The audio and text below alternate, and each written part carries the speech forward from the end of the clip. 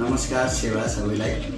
हाम्रो दुमी किरात राई फन्सिकिमको औपचारिक YouTube channel हेरेर देश विदेश गाउँघर जहाँ पनि इन्टरनेटको पहुँचमा बसेर हाम्रो च्यानल हेर्नुहुने सम्पूर्णलाई आज हामीले यो दुमी किरात राई फन्सिकिमको एउटा औपचारिक च्यानल मार्फत प्रसारण गर्दै आएको 5 प्रश्न भन्ने एउटा कार्यक्रमको तेस्रो श्रृङ्खलामा छौँ। र आज हामीसँग हाम्रो एउटा ऐतिहासिक व्यक्तित्व हामीसँग हुनुहुन्छ, जो चाहिँ यहाँहरू सम्पूर्णले परिचित नै हुनुहुन्छ। यहाँहरू सम्पूर्णमा हाम्रो केपिलासगढी गाउँपालिकाको प्रमुख कृष्ण कुमार राईज्यू। आज उहाँसँग हामीले भलाकुसारी गर्ने एउटा संयोग मिलेको छ, हामीलाई यो अवसर जोडेको छ र यसको हामी भरपूर सदुपयोग गर्ने सिलसिलासँगै उहाँलाई म हाम्रो यो कार्यक्रमको सानो योमा स्वागत गर्न चाहन्छु। सेवा नमस्कार। सेवा नमस्कार सबैलाई। अब यो तपाईँलाई अब कहीँ कतै हामी नअल्झिकन सिधा हामी विषयमा प्रवेश गर्दाखेरि यहाँ एउटा हाम्रो दुमी वंशको हाम्रो एउटा गौरवान्वित व्यक्तित्व हुनुहुन्छ। अहिले जनप्रतिनिधिको रूपमा केपिलासगढी गाउँपालिकाको नेतृत्व हाँकिरहनु भएको छ। अब यो म तपाईँलाई सिधै पहिलो प्रश्नतिर लाग्छु। स्थानीय जनप्रतिनिधिको रूपमा केपिलास गाउँपालिकाको प्रमुख हुनुहुन्छ। दुमी थाकथलोमा दुमी समुदायको अवस्था, भाषा, संस्कारको स्थिति कस्तो पाइराख्नु भएको छ, यसको बारेमा अलिकति प्रस्ताविदिनुहोस् न। हुन्छ सुरेश भाइ, प्रश्नको लागि धन्यवाद। सर्वप्रथम त म एउटा दुमीको चाहिँ एउटा छोरा भएको हैसियतले होइन म आफ्नो गौरवान्वित पनि छु, किनभने केपिलासगढी गाउँपालिकाको अध्यक्षमा हाम्रो यो दुमीहरूको आशीर्वाद, हाम्रो बाजे पुर्खाको आशीर्वाद पनि लागेको छ मलाई। यसमा म एकदम अत्यन्तै खुसी छु। र दुमी थाकथलोमा रहेर अब हामीले दुमीहरूको लागि के गर्यो भन्ने प्रश्नमा अब हामी जुन चाहिँ एउटा दुमीको छोरा भएको हैसियतले गर्दाखेरि हामीसँग राईहरूको 3वटा मुख्य केपिलासगढीमा थलहरू छन्, दुमी, साम्पाङ र कोइल छन्। अब ती मध्येमा अब लगभग हामी समग्रमा हेर्दाखेरि बराबरकै स्थिति छ केपिलासगढीमा। दुमी, साम्पाङ र कोइल। साम्पाङ अब 3वटा वडामा छ, अब दुमी 2वटा वडामा छ र कोइल 2वटा वडामा छ। र त्यस कारणले गर्दाखेरि अब म सेन्ट्रलमा पनि मेरो अब हाम्रो बसोबास दुमीको भएको हैसियतले पनि हामीले धेरै कुराहरू नगरे तापनि हाम्रो दुमी संस्कार, हाम्रो भाषा, हाम्रो चाहिँ संस्कृतिलाई अगाडि बढाउनुपर्छ भन्ने मान्यता म पुरानैदेखि लाग्ने मान्छे हो र राखिरहेको थिएँ। र विशेष गरेर हामीले दुमीकोहरूको प्रश्न त एक भइदिनुहोस् न। दुमीहरूको अहिलेको भाषा, संस्कार र हाम्रो अवस्था दुमीहरूको भाषा, संस्कार र अवस्था अहिले दुमीहरूको चाहिँ अब भाषिक रूपमा दुमी 3वटा, साम्पाङ, कोइ र दुमी मध्येमा दुमी भाषा अलिकति अगाडि नै छ मलाई जहाँसम्म लाग्छ। मैले देखे अनुसार होइन, हाम्रो चाहिँ हाम्रो प्रोफेसर के अरे हाम्रो चतुर्भुज सर हुनुहुन्छ। अब हाम्रो विगतदेखि दुमीको लागि योगदान दिने व्यक्तित्व हुनुहुन्छ डक्टर नेत्रमुख सर हुनुहुन्छ। उहाँले पनि धेरै विगतदेखि चाहिँ दुमीलाई चाहिँ एउटा संरक्षण, गतिशीलता दिनेमा उहाँहरूको ठुलो हात छ। त्यसै गरेर अहिलेको युवाहरू हुनुहुन्छ, उहाँहरूले पनि धेरै प्रयत्न गरिरहेको छ। अब हामीले पनि त्यसमा सपोर्टिङ गर्ने कुरोमा चाहिँ हाम्रो कुनै कन्जुसाइ भएको छैन। जब दुमीहरूको लागि जुन चाहिँ विशेष गरेर अब कुनै कामहरू सम्पन्न हुन सक्दैन, आर्थिकको कुराहरू छ।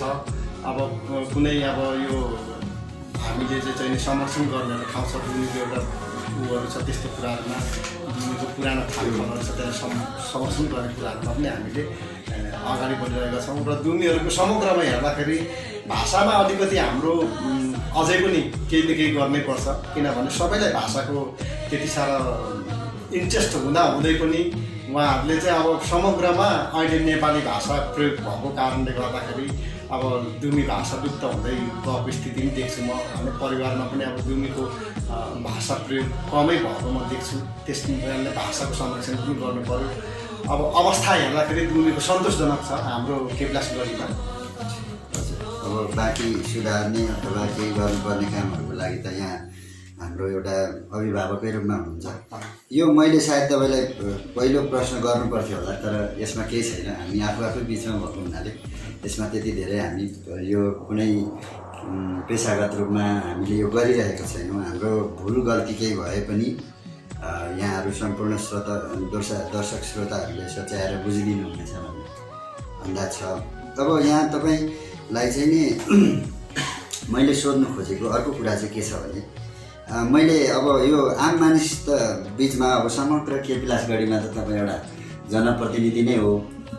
अब पहिला के हुनुहुन्थ्यो अथवा के थियो भन्ने कुराले त्यति अब अहिले हाल रिजल्ट ओरिएन्टेड भनौँ न परिणाममुखी कार्य हिसाबमा जाँदाखेरि त्यो नहोला, तर अलिकति तपाईँको जुन छ नि यो अलिकति कमै मान्छेको यस्तो समय हुन्छ होला। हजुर मैले बुझेअनुसार सत्य पनि यही हो कि एउटा फौजी ब्याकग्राउन्डबाट आउनुभएको मान्छे यो अलिकति हाम्रो समुदायलाई स्पष्ट बुझ्ने गरी यो कसरी यो संयोग तपाईँहरूको जुर्यो अथवा कसरी यो ठ्याक्कै सम्भव भयो, ठ्याक्कै अब तपाईँले आफ्नो रिटायर जीवन चाहिँ कसरी ठ्याक्कै राजनीतिसँग यसको टर्निङ पोइन्ट भन्छ नि त्यो अलिकति बताइदिनु न, यो अलिक रोचक होला कि भनेर मैले यहाँ जोडेको तपाईँलाई। अब मेरो चाहिँ कस्तो हो भने अब आफ्नो आफ्नो कन्सेप्ट हुन्छ, विचार हुन्छ मान्छेको। हजुर अब आर्मीमा रहँदाखेरि पनि अब आफ्नो बाध्यताले हामी गइएको हो विदेशमा होइन। अब जागिर खानु अब नेपालमा त्यही त अब जागिर पाउने सम्भावना अत्यन्तै निम्न, अनि प्राय अब त्यतिखेर हाम्रो पालामा फेरि लाउरेको अलिकति बढी चाम बढी हुने होइन। लाउरे भनेपछि सबैले मान्ने त्यो खालको बुझाइ त्यो खालको पऱ्यो। हामीलाई चाहिँ अब मेन्टली साइकोलोजी असर पनि त्यही खालको परेर गयो। हामी बच्चा हुँदाखेरि नै उफ्री काफ्री गर्ने हेर्ने सेभिङ खिच्ने त्यो टाइपले अब भर्ती हुनुपर्छ भन्ने कन्सेप्ट पनि राख्यो र त्यो भयो। भएपछि अब म लगभग अब यहाँ 7 पास गरेर भर्ती भएको मान्छे हो, तर अलिकति एजुकेसनको उसमा सेक्टरमा चाहिँ मेरो अत्यन्तै कमजोर थियो होइन। अनि उता गएपछि मैले केही पछुतोहरू मान्नु पऱ्यो, तर पनि मैले आफ्नो लाइफलाई चाहिँ कसरी चाहिँ म्यानेज गरेँ भने त्यतिखेर आफ्नो चाहिँ उद्देश्यलाई पुरा गर्नतर्फ लाग्यो म। आर्मीमा पनि चान्सेस नहुने होइन, फेरि चान्सेस हुन्छ जुन चाहिँले चाहिँ अपर्च्युनिटीलाई ग्रेब गर्नुसक्छ, अवसरलाई चाहिँ उसले चाहिँ ग्रेब गर्नु सक्यो भने उसको चान्सेस राम्रै हुन्छ। अनि त्यही कारणले गर्दाखेरि म एजुकेसनमा पनि आर्मीमा गएर +2सम्म पढ्ने मौका पाएँ मैले। तर आर्मीमा चाहिँ सिर्फ 6 महिना पढाइ हुन्छ, 6 महिना चाहिँ एकदम राम्रो पढाइ हुन्छ। फेरि अब बिहान लगभग 7 बजीदेखि बेलुका 5 बजी 6 बजीसम्म हाम्रो पढाइ हुन्थ्यो। 6 महिना एउटा चाहिने सेसनलाई 6 महिनामा हामीले टुङ्गाउनु पर्ने।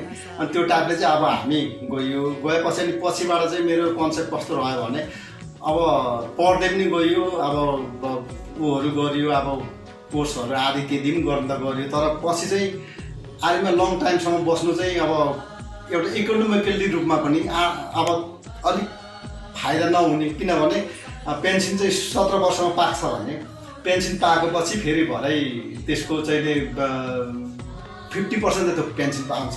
अब त्यो जागिर गरिरहेको मान्छे चाहिँ 50%मा गरिरहेको हुने। अनि मेरो चाहिँ त्यो कन्सेप्ट हो। अनि म चाहिँ अब समाजमा जानुपर्छ, गाउँघरै जानुपर्छ। म जसरी भए पनि अब म गाउँघरमै गएर चाहिँ नि आफ्नो नर्मल्ली व्यवसाय गरेर अब समाज सेवा गर्नुपर्छ भन्ने टाइपले म त्यहाँदेखि आर्मीदेखि म अब 16 वर्षमा जागिर गरेर 17 वर्ष रनिङ हुँदाखेरि म अब निक्लेँ। अब निक्लेपछि कस्तो पनि भइदियो भने अब त्यतिखेर विभिन्न सङ्घ संस्थाहरूको कमजोरी थियो, स्थानीय सरकारहरू थिएन। अब आवश्यक अब कहिलेकाहीँ अलिअलि अब व्यापार बिजनेसहरू गरिने, साथीहरूले साथ सहयोगहरू माग्ने, त्यसो हुँदै अब केही राजनीतिक रूपमा पनि अलिक नजिक नै गइयो। अनि त्यसो समाज सेवाहरू गर्दै गरियो। अब कतिपय अब अहिले पो तपाईँको चन्दाहरूको लस्कर धेरै कम छ। पहिला त एउटा सानो कार्यक्रम गर्नु पर्यो भने उठाल्नुपर्ने, गोजीदेखि निकालिहाल्नु पर्ने। अब हैसियत हेर्ने मान्छेले ल हजुर त यस्तो तपाईँको त पेन्सन पनि छ, अलिक बढी दिनुपर्छ भन्ने टाइपले उहाँहरूले चाहिँ चन्दा माग्ने। अब अरूभन्दा फेरि कम दिनु पनि मन नलाग्ने होइन। हाम्रो अलिकति फेरि फुर्किने मान्छे छ होइन हजुर। अनि त्यस्तो टाइपले अब म चाहिँ अब होइन अब विभिन्न कुनै त कार्यक्रमहरू नै सबै आफ्नै उसमा म्यानेजमेन्ट पनि गरियो होइन। त्यसरी चाहिँ अलिकति समाजमा सेवा गर्दै गइयो। अब भनौँ न एउटा कार्यक्रम चाहिँ कस्तो पनि भइदियो भने बास्केटबल फुटबल क्लबले अब प्रायोजक भेटेन, नभेटेपछि तपाईँको योभन्दा कति 3-5 वर्ष जस्तो भयो होला प्रायोजक भेटेन। अनि नभेटेपछि अब सबैले त तपाईँले आशाको किरण अब तपाईँले हुनुहुन्छ भन्नु थाले। अनि मैले 2 दिन अगाडि कार्यक्रमको प्रायोजकलाई मै गरिदिन्छु भनेर त्यतिखेर फेरि धेरै 60,000 होइन, त्योभन्दा 15,000 20,000मा भइरहेको अब फुटबल क्लबको अनि फर्स्ट प्रायोजक म भएँ। अब गर्ने पनि त्यसरी नै रहेछ। अब हामीले चाहिँ नि त्यस्तो हुँदा हुँदै अनि राजनीतिमा दखल गरियो होइन। अब राजनीतिमा पनि अब दखल गर्दाखेरि त्यहाँको बुझाइ अब सबै नेताहरूको बुझाइ अब होइन आम समुदायको बुझाइमा अब केही गर्नु सक्ने मान्छे केही गर्नुहुन्छ भन्ने टाइपले नै उहाँहरूले मलाई साथ सपोर्ट गर्नुभयो। मलाई फेरि सल्लाह दिएको उहाँहरूले होइन। तपाईँ मात्रै उठ्दाखेरि तपाईँ मात्र त भन्ने होइन, आफ्नो आफ्नो सल्लाहकारहरू हुन्छन् होइन। तर मेरो सल्लाहकारले चाहिँ अब तपाईँ उठ्नै पर्छ, कुनै आदतले तपाईँ नउठी हुँदै हुँदैन, तपाईँ पालिका अध्यक्षको लागि तपाईँ उठ्नै पर्छ भनेर उहाँहरूले चाहिँ मलाई त्यसो भन्नुभयो। भनेपछि म पालिका अध्यक्षमा नोमिनेट गरेँ मैले होइन। अब प्रतिस्पर्धा थियो अब हाम्रै पार्टी बिचमा पनि प्रतिस्पर्धा हुँदाखेरि पनि अब होइन अब अन्तिममा सिलेक्सन गरे भनौँ न, अब सिलेक्टेड भइयो भएर टिकट पाइयो। टिकट पाएपछि अब अनि अब त्यो जित चाहिँ अब सबैको साथ सपोर्ट अब तपाईँ हाम्रो साथ सपोर्ट सबै अब त्यहाँको आम जनताको साथ सपोर्टले गर्दाखेरि अब यो पोस्टमा पुग्यो। मेरो त टर्निङ पोइन्ट मुख्य चाहिँ यही हो, यो पोस्टमा चाहिँ आउनु छ हजुर। जे भयो नि हामीले तपाईँलाई एउटा हाम्रो वंश हाम्रो बन्धु भाइ काका बाउ जे भयो नि हाम्रो आफ्नो वंशभित्रको हुनुहुन्छ, हामीले त्यसै पनि गौरव गर्ने ठाउँ रहिआएको छ। अब यो अर्को तपाईँलाई म अलिकति एउटा तेस्रो प्रश्नमा हामी जाउँ। यसमा चाहिँ के भन्नु छ भने यो सबैले जान्न चाहेको दुमी जस्तो आफूले आफ्नो भाषा संस्कार वंश समुदायसँग आफूलाई अलिकति माया गर्ने खालको मान्छेहरूको आम मानिसको हामी आम दुमीहरूको साझा प्रश्न हो। यसलाई यो केपिलासगढीमा रहेको चाहिँ नि जुन ऐतिहासिक सांस्कृतिक महत्त्व बोकेका स्थलहरू छन् जो चाहिँ नि यहाँलाई अब त्यो कुराहरू अवगत होला। यसको संरक्षण सम्वर्धनको विषयमा केही अहिले अब भावी कार्ययोजना साथै अहिले हालै गरिहालिएको अथवा गर्न बाँकी अथवा गरिसकिएको कुराहरू हजुरको नलेजमा केही भयो? अब म त अब सिधै होइन एउटा जातीय रूपमा अब दुमी भएको कारणले अब मेरो प्राथमिकता त हुँदैन रहेछ मानव हौँ हामी। त्यो अन्यको हुँदाखेरि पनि एउटा कहानी उखान छ तपाईँको, भूकम्प आउँदाखेरि सबभन्दा ठुलो भूकम्प आयो कि आफै फाल्छ कि उसले आफ्नो बच्चा चाहिँ बोक्छ, अर्काको बच्चा त्यहाँ बोक्दैन उसले होइन, त्यो एउटा ऊ छ। त्यस कारणले गर्दाखेरि जातीय रूपमा पनि म दुमीमा दुमीकै वंश भएको कारणले गर्दाखेरि प्राथमिकीकरणमा हुन्छ त्यो। र हामीले एउटा भन्ने चाहिँ के चाहिँ छ भने हाम्रो गाउँपालिकाभित्रमा सेन्ट्रलाइजमा परेको दुमी बस्ती सेन्टरमा परेको बाक्सिला सतेश्वर र त्यो सेन्टरमा परेको हुनाले हाम्रो आखिरी हाम्रो गाउँपालिका केन्द्र पनि त्यहीँ रहेको र हामीसँग भएको जुन चाहिँ धार्मिक स्थलहरू छ होइन। हाम्रो केपिलासगढी डाँडा भन्ने अब आफैमा पनि त्यो केपिलासगढी नामाकरण पनि त्यहीँबाट भएको होइन। कतिपय बुझेन, अब त बुझ्नु पनि थालेछ धेरैले, अन्य भाषीले पनि यो कारणले चाहिँ भएको रहेछ, यो डाँडाको कारणले पो रहेछ होइन। अब त्यो भएको कारणले पनि अब हामीले चाहिँ नि त्यो देशमा अलिकति नजिक हुनु स्वाभाविक कुरो हो। अब विगतमा मैले धेरै कुराहरू गर्ने प्रयत्न गर्दाखेरि पनि हाम्रो केही बाध्यताहरू पनि छन् होइन, सबै कुराहरू हुन्छ भने पनि हुँदैन। अब मैले सरहरूसँग भेट गर्दाखेरि पनि सर अब कार्यक्रम बनाऊँ होइन, हजुरहरूले फेरि फुल्ली कहिले पनि एक्सपेक्ट नगर्नुहोस्, हामीलाई आशा चाहिँ नगर्नुहोस्। अब त्यो किनभने कतिपय कुरामा हामी फेलियर पनि भइन्छ होइन भनेर पनि त्यो ऊहरू गरियो। तर विगतमा पनि हामीले जे होस् गरियो। गढी डाँडालाई केही न केही लगभग 5-6% भनौँ गर्नु धेरै छ त्यहाँ होइन त्यो गढी डाँडालाई। तर हामीले 5-6% त्यसको केही रूपहरू चेन्जहरू गरेका छौँ। हाम्रो चतुर्भक्त सरलाई नै मैले जिम्मा दिएर उहाँले ल सर यति काम अब हजुरकै बाट चाहिँ गर्नुपर्छ, बाहुलीबाटै गर्नुपर्छ, हजुरै त्यहाँ संलग्न हुनुपर्छ भने हजुरले धेरै दुःख गर्नुभयो। चतुर्भक्त सरले 2-3 पटक दिक्कै जानुभयो होइन। एउटा चाहिने समाजको स्थापित व्यक्ति होइन, एउटा सानो योजनाको लागि उहाँ आफै नै कुदेर फर्किँदै जाँदै गरेर कार्यक्रम सञ्चालन गर्नुभयो। सन्तोषजनक तरिकाले केपलास गढीको एउटा भनौँ न उदाहरणीय काम गर्नुभयो उहाँले। तर त्यो गढी डाँडा भनेको फेरि मलाई चाहिँ जहाँसम्म लाग्छ त्यो अन्य जातिले पनि त्यसलाई फाल्टो उसमा लिनु हुँदैन। त्यो भनेको हाम्रो टोटल्ली केपलास गढीको एउटा सम्पत्ति हो। चाहे त्यहाँ अन्य जाति भए पनि त्यो केपलास गढीको सम्पत्ति हो। त्यसरी हामीले त्यसमा पनि काम गऱ्यौँ। र दुमी फन्सिकिम भवन बनाउने क्रममा त अब हामी आफै पनि छौँ होइन। अब हामीले बनाएको हो त्यो भवन बनाउने क्रममा अब काठै पो बोकिएन कि होइन। अब चाहिँ जस्तैको किनेर चतुर्भक्त सरले तपाईँको नाममा त्यहाँ है लिस्टिङ भनेर घरमै पक्राइदिनु भयो होइन। अब जस्तैको लाइएन कि फन्सिकिम भवन बनाउने क्रममा पनि हामीले धेरै नै अब गरियो।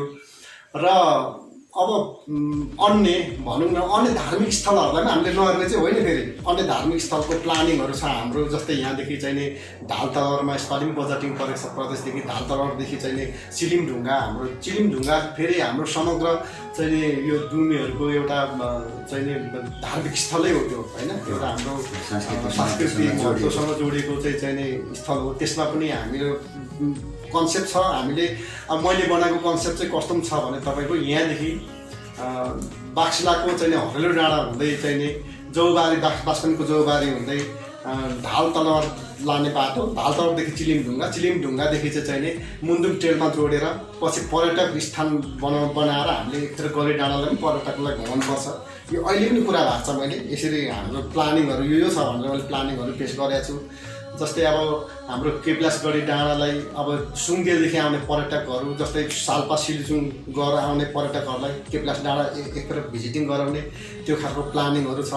अब अनि अब प्रोजेक्टहरूको लागि त तपाईँहरूले अब मलाई भनि पनि रहनु भएको छ। तर पनि म आफै पनि सचेत छु।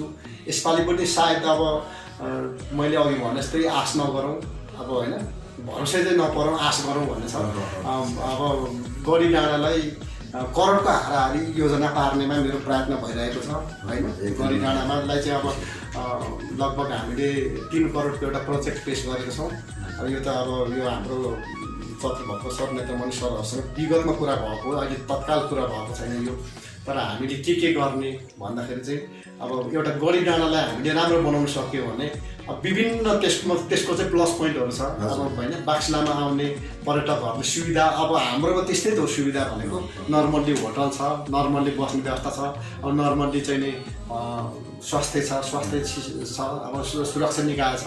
अब त्यस्तैबाट पर्यटकहरू चाहिँ नि गढी डाँडासम्म चाहिँ नि पैदल गएर टक्कै फर्किने, अब गढी डाँडा अलिकति संरक्षण गर्ने त्यो टाइपको हाम्रो चाहिँ प्लानिङ छ। र हामीले अझै पनि धेरै कुराहरू गर्नु छ दुबीमा होइन। अब र पनि मैले चाहिँ अब मेरो कार्यकालमा केही गर्नुपर्छ, किनभने स्टिल अहिले पनि हाम्रो केन्द्र त हो नि बाक्सिला। अब तर केन्द्र हुँदै पनि हामीले त्यसलाई चाहिँ अलिकति केन्द्र जस्तो बनाउनु पर्छ भन्ने नै हामीलाई लागेको हो होइन। र यो हाम्रो चाहिँ नि बिचमा अब धेरै कुराहरू भयो। अब जनप्रतिनिधिको हैसियतले पनि हाम्रो जुन चाहिँ यहाँको संरक्षक चतुर्भक्त सरसँग डाक्टर नेत्रमणि सर अध्यक्षसँग पनि धेरै कुराहरू भयो हुँदाखेरि हामीले अब जग्गा खरिदका प्रक्रियाहरू पनि हामीले गरेका छौँ। त्यो 2 रोपनी जग्गामा हामीले फेरि बिचमा किनेका छौँ। त्यो जग्गा अत्यन्तै राम्रो छ। फेरि हामीले कुनै संरचनाहरू बनाउनुको लागि त्यो जग्गा खारिरहने आदि त्यति गर्ने पर्दैन होइन।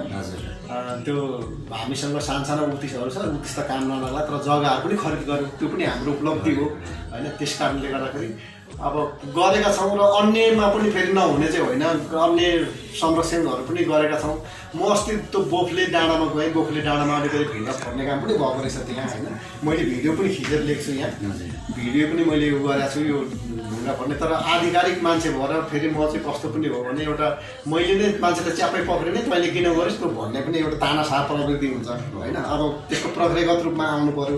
पश्चिमको के अरे टिमहरू आउनु पऱ्यो होइन, जुन टिमहरू हुनुहुन्छ दुम्किनहरू आउनु पर्यो। आएपछि उहाँले आधिकारिक रूपमा गर्ने निवेदनहरू गर्ने कुराहरू अब त्यस्ताहरू गर्नुभयो भने हामी त्यसमा पनि एक्सन गर्न सकिन्छ। तर म जो सचेत छु होइन, अब अलिकति कन्सर्न राख्छु यो विषयमा भन्ने नै मलाई लाग्छ।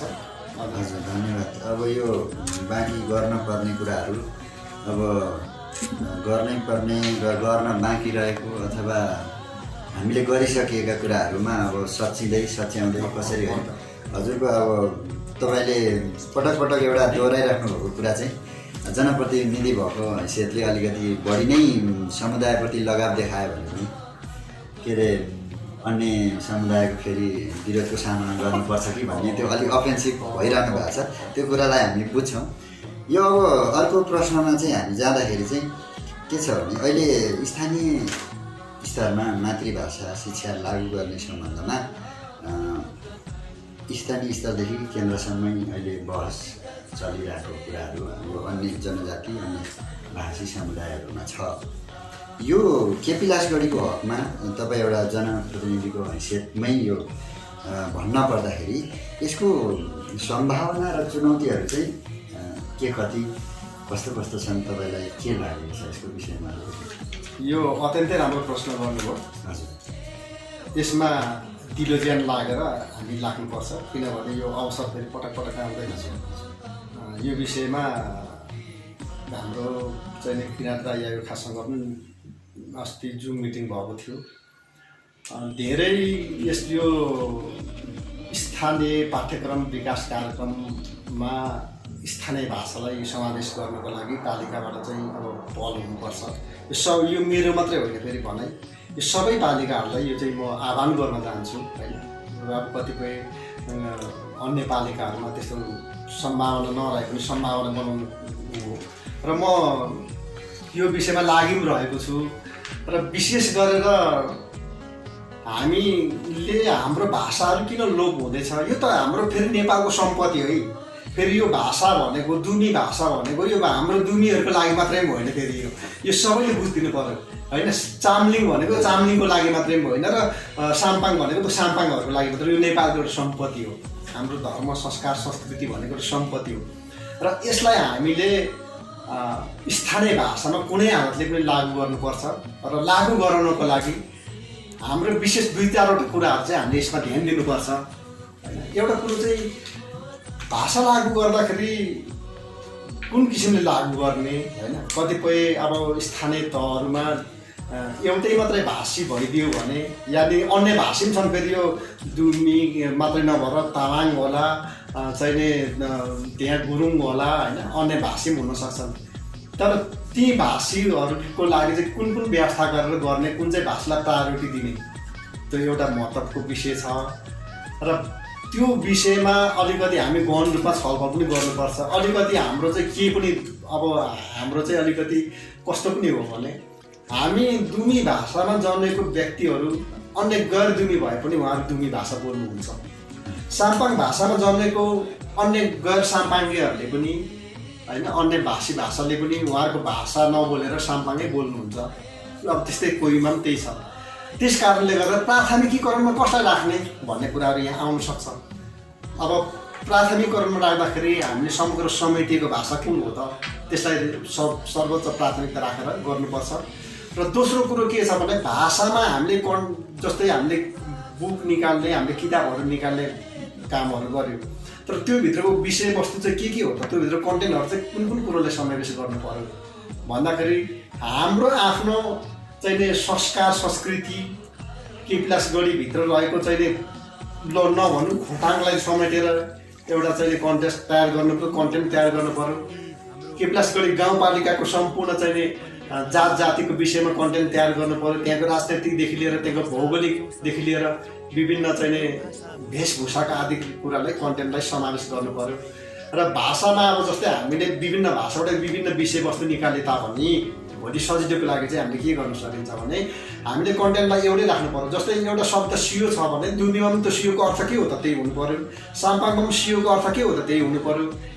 भर्सक त्यही पेज नम्बर नभए अर्को पेजमा चाहिँ त्यो हुनु पर्यो, कोहीमा के हो त त्यो हुनु पर्यो। कन्टेन्टलाई यसरी भाषाविदहरू अब हुनुहुन्छ, हाम्रो चाहिँ नेत्रमणि सरहरू हुनुहुन्छ, चतुर्भक्त सरहरू हुनुहुन्छ होइन, अब अन्य भाषाको कोही भाषाको हुनुहुन्छ, अब साम्पाङ भाषाको हुनुहुन्छ, उहाँहरू सबै मिलेर एक किसिमको चाहिँ कोअर्डिनेसन गर्नु पर्यो। कोअर्डिनेसन गरेर अब मैले गराउनु खोज्दैछु, यो अलिक यो विभिन्न खालको समस्याहरूले गर्दाखेरि यो कोअर्डिनेसन नभइरहेको स्थिति छ।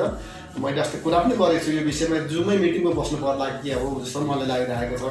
र हामीले त्यसरी गऱ्यो भने भोलि हामीले अप्ठ्यारो बाटो हुँदैन, कुनै पनि पढाउनु पनि सजिलो हुन्छ, टिचरहरूलाई पनि सजिलो हुन्छ, क्वेसन पेपर पनि सजिलो हुन्छ होइन। त्यो टाइपले हामीले गर्नु सक्यो भने भाषालाई संरक्षण गर्न सकिन्छ। र अहिले लोप हुँदै गरेको भाषाले पनि यसले चाहिँ ठुलो टेवा पुऱ्याउँछ, किन बाध्यता भएर चाहिँ बालबच्चाहरू पढ्छन्, बालबच्चाले कतिपय भाषा यो भाषा भन्ने पनि हुनसक्छ, तर उहाँहरूले त्यति कमसेकम पनि 5 क्लाससम्म मात्रै हाम्रो दुई भाषा पढ्दियो भने अनि उहाँहरू आफै नै सचेत भएर निक्लिन्छ। जस्तै हामी पहिला हाम्रो पालामा संस्कृति पढेको थियौँ, कतिपय संस्कृतिको श्लोकहरू हामीलाई याद छ, संस्कृतिको शब्दहरू याद छ होइन। त्यो त्यसरी नै हाम्रो त झन् यो त प्रयोजन भइरहने भाषा, संस्कृत त पढिसक्यो हामीले होइन, गऱ्यो भने त्यो काम अब त्यो दोबारा फर्केर त्यहाँ जाने कुरा भएन। तर यो भाषा त हाम्रो प्रयोगमा आइरहने भाषा हो नि त, हाम्रो संस्कृतिमा आइरहने भाषा कुरो हो यो, हाम्रो चाहिँ विभिन्न चाहिँ संस्कारमा आइरहने कुरो हो, मुन्दुनमा आइरहने कुरो हो। त्यस कारणले गर्दाखेरि यो भाषालाई अत्यन्तै महत्त्वको साथ हेर्नुपर्छ। र कृपलासगढीले चाहिँ हामीले के पनि गरेका छौँ भने 5 लाख पैसा हामीले विनियोजन गरेका छौँ।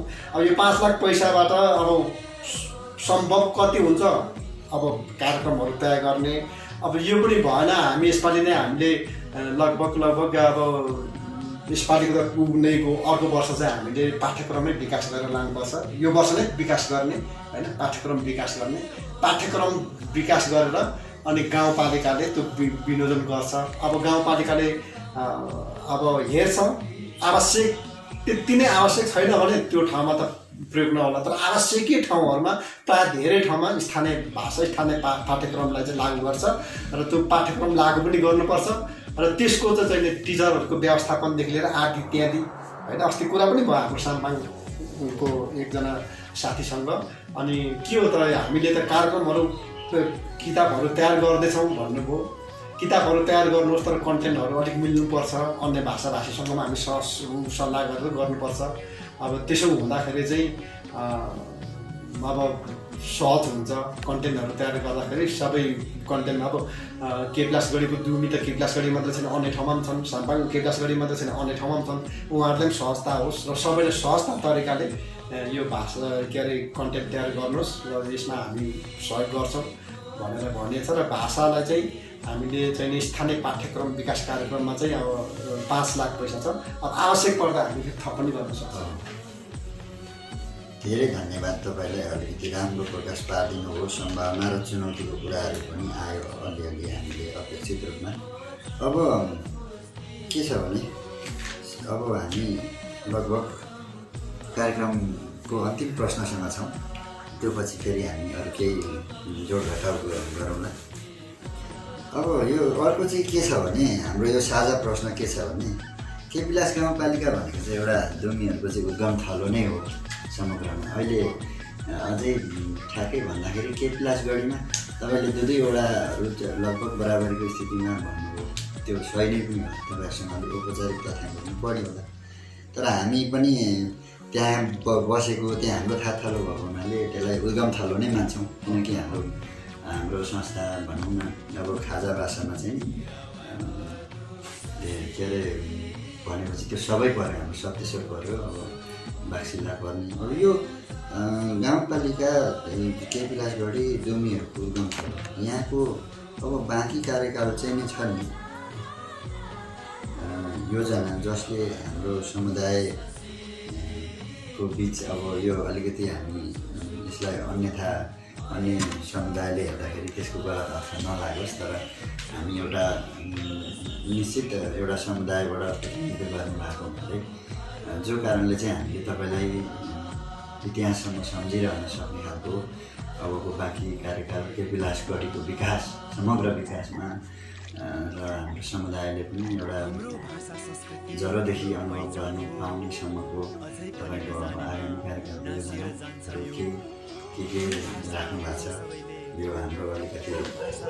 अब यो प्रश्नको लागि धन्यवाद सुरेश भाइले।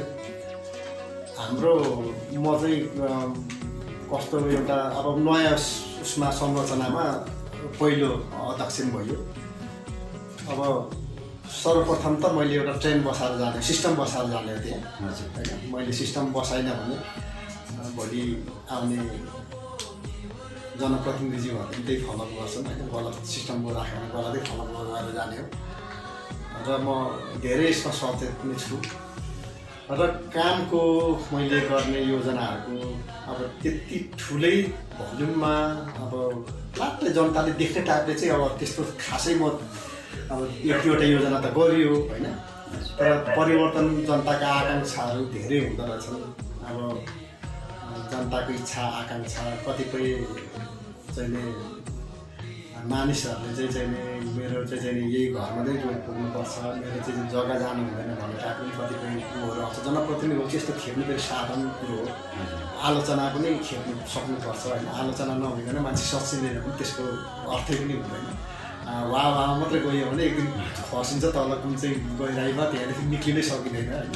आलोचना खेप्नुपर्छ र कस्तो रह्यो भनेदेखि मैले हाम्रो पालामा स्थानीय निकाय थियो पहिला। स्थानीय निकाय गाविस हुँदा ताका धेरै तहस नहस भएको कुराहरूलाई हामीले सम्हाल्नु पर्ने स्थिति भयो होइन। एउटा हाम्रोमा त अब आधारभूत आवश्यक पर्ने पालिकालाई संरचनाहरू पनि थिएन, छैन अहिलेसम्म पनि। अब त्यो बन्दैछ, पालिका भवनहरू बन्दैछ। त्यो नभएको कारणले गर्दाखेरि पनि हामीलाई धेरै समस्या भयो। अहिले म हेर्छु अब हाम्रो लगभग बर्खामा पनि एटलिस्ट ट्र्याक्टरसम्म पुग्ने स्थिति छ केवलासगढी गाउँपालिकामा होइन। अब त्यो चाहिँ विगतमा कस्तो थियो भने अब हामीले आलु काँदो छ जेठ असारदेखि साउन भदौ असोज चाहिँ हाम्रो कार्तिकसम्म नै पुरै लक हुने होइन। यातायातको सुविधा लक हुने। अब भनौँ न हामी त अब त्यो हुर्लुङदेखि हिँडेर धेरै झरेको रेकर्डहरू छ होइन। बाटोको स्थिति नै थिएन, बाटो जाने सम्भावना वडामा अहिले बाटो पुगिरहेको छ। अब अन्य कुरोहरूमा अब हामीले शैक्षिक गुणस्तरको के अरे यो भौतिक पूर्वाधारकै कुरामा म जान्छु। अब पुलहरूको कुरा छ होइन। एउटा पुल चाहिँ हामीले हिम्मतै गरेर बनाएको। हामीसँग अब लगभग बजेटिङहरू वार्षिक रूपमा 8-10 करोडको विकासे बजेट आउँछ। त्यो 8-10 करोडमध्ये फेरि मैले चाहिँ कस्तो पनि हो भने केवलासगढी गाउँपालिकाले वडालाई चाहिँ हामी अब नेपालको संविधानको मर्मअनुसार होइन, स्थानीय सरकारको अवधारणा अनुसार अब सङ्घीयताको एउटा मर्मअनुसार हामीले वडामा अत्यन्त धेरै पैसा दिने गरेका छौँ विगतदेखि नै। अब पहिला सुरु 30 चरणमा त हामीले 80 लाख दियौँ। त्यहाँदेखि फेरि अलिक कम, अलिक सानो वडामा ठुलो वडामा 50 लाखको आधारमा हामीले दिएका छौँ। अब त्यो कारणले अब त्यो चाहिँ जनताले सिधै अब चाहिँ लाभ पाउनु वडाबाट चाहिँ वडामा आवश्यकता। अब गाउँपालिकाको अध्यक्षलाई भन्दा वडा अध्यक्षलाई वडाको विषयमा धेरै थाहा हुन्छ। त्यो किसिमले नै हामी लागेका छौँ र त्यो पुल चाहिँ अब हामीले 5 करोड हाराहारीको पुल हो त्यो होइन। त्यो हजुर त्यो पुल अब पानी रहने बित्तिकै 1 महिनाभित्र सम्पन्न हुन्छ। त्यसको काम भएको बाँकी चाहिँ 1 महिनाको छ। 15-20 दिनमा सम्पन्न गर्छौँ भनेर राखेको छ। बाढी रोक्ने बित्तिकै त्यो सम्पन्न हुन्छ। अब अन्य चाहिँ अब बाक्सालाई अलिकति एउटा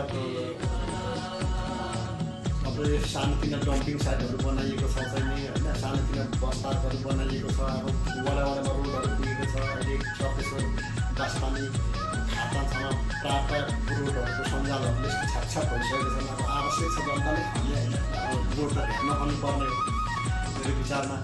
अब खेदेर सुनगेलमा अब बन्दैछ, गर्दै हुँदैछ। अब खेदेर सुनगेलबाट कार्यालयदेखि लिएर अन्य ठाउँमा रोडको सञ्जालहरू पुग्दैछ।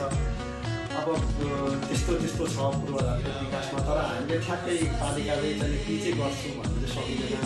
किनभने 1 किलोमिटर रोड पिच गर्नुलाई लगभग 5 करोड पैसा चाहिँदो रहेछ। 1 किलोमिटरको लागि त्यस्तो चाहिने पालिकाले सक्दैन। र माथि कोर्डिनेसन गरेर अब हामीले स्तरोन्नति भविष्यमा त्यो कामहरू गरेका छौँ। अब शैक्षिक क्षेत्रमा पनि हामीले 7वटा नानीलाई नमुना विद्यालय बनाएका छौँ। नमुना विद्यालय भनेको चाहिँ शैक्षिक कारणले पलायन हुनेलाई रोक्ने र हाम्रो शैक्षिक गुणस्तर सुधार गर्नुपर्छ भनेर। किन चाहिँ मान्छे चाहिँ बालबच्चाको लागि यत्रो पैसा खर्च गर्छ त भनेको त हाम्रोमा शैक्षिक गुणस्तर डाउनडुल रहेछ।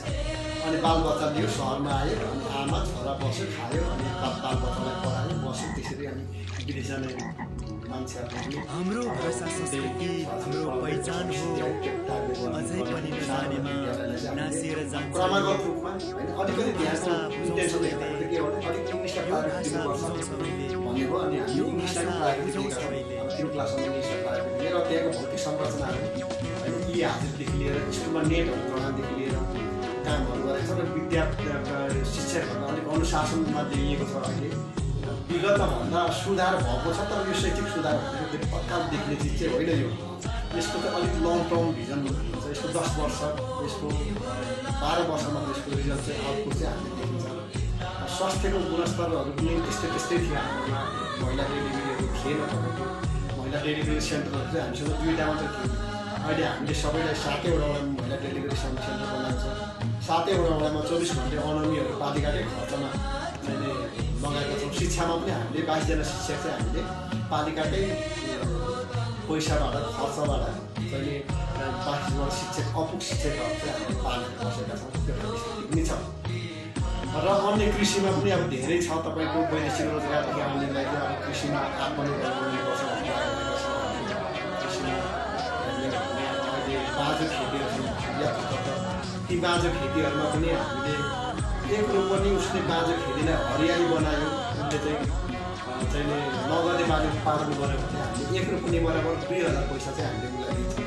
अब यो वर्षदेखि चाहिँ लागु हुन्छ होइन। हामीले त्यसको नर्म्स रेट बनाइसकेका छौँ। जस्तै यताबाट जाने जस्तै अहिले प्याजको तपाईँहरूलाई समस्या हेर्नुहुन्छ। इन्डियाले प्याज पुरै लक गरेको छ। हामीले चाहिँ अब अस्ति 1 महिना भयो मिटिङ बसेको हामीले चाहिँ पालिकामा प्याजलाई अब आत्मनिर्भर त नभनौँ होइन। प्याज चाहिँ हाम्रो 1 वर्षमा 22 टन जस्तो प्याज पालिकामा आउँदैछ। हामी सबै बसेर हामीले त्यसको डाटा पनि क्यालकुलेसन गऱ्यौँ। अनि त्यो प्याज चाहिँ हामीले उत्पादन गर्नुपर्छ भनेर अब प्याज सबै फेरि 2-4 केजी उत्पादन गर्दाखेरि घस्टन गरिहाल्छ। तर 500 किलोदेखि उँभो उत्पादन 1000सम्म गर्छ भने उसलाई 7 रुपियाँको दरले उसलाई दिने 1 किलो बराबर।